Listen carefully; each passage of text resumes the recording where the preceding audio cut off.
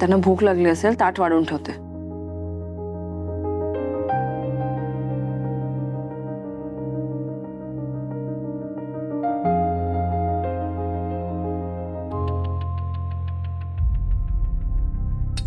शेवटी 2 चुली केल्यासच ना तू.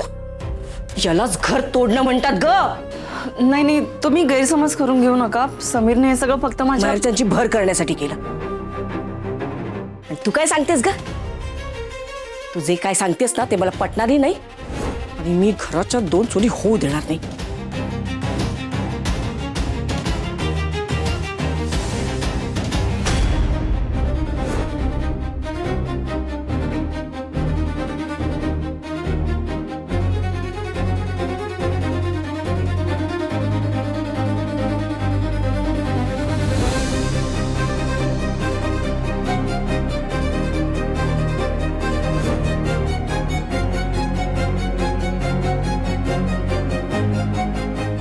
सोड माझा समीर.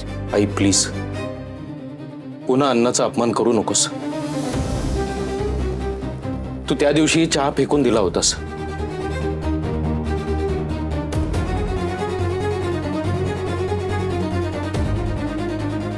आणि एका घरात 2 चुली झाल्या नाहीयेत. आणि जरी तुला वाटत असेल ना तर त्या तू केल्यास. अर्पिता मॅडमला तू सांगितलंस चुलीला हात लावू नको म्हणून.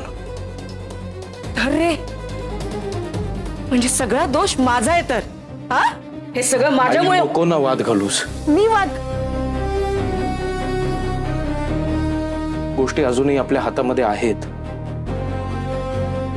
एकमेकांना घट्ट धरून राहिलो ना तर कुठलाही प्रॉब्लेम सॉल्व्ह करू शकतो आपण. आई, तुला माहितीये माझा किती जीव आहे तुझ्यावर. तू महत्वाची आहेस माझ्यासाठी आई. पण तू हे असं वागतेस ना, नाही सहन होत मला. त्रास होतो ग. बघ, तुझ्यासाठी मी चुकलोय ना, मला मान्य आहे. पण मुलांच्या चुका आईच पोटात घेते ना. इतकी साधी अपेक्षा करू नको का मी तुझ्याकडून.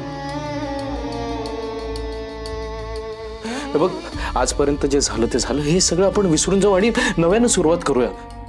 बघ, अर्पिता मॅडमनी केलेला स्वयंपाकाचा घास घे आणि सगळ्याची नव्याने सुरुवात करू आपण. हे तर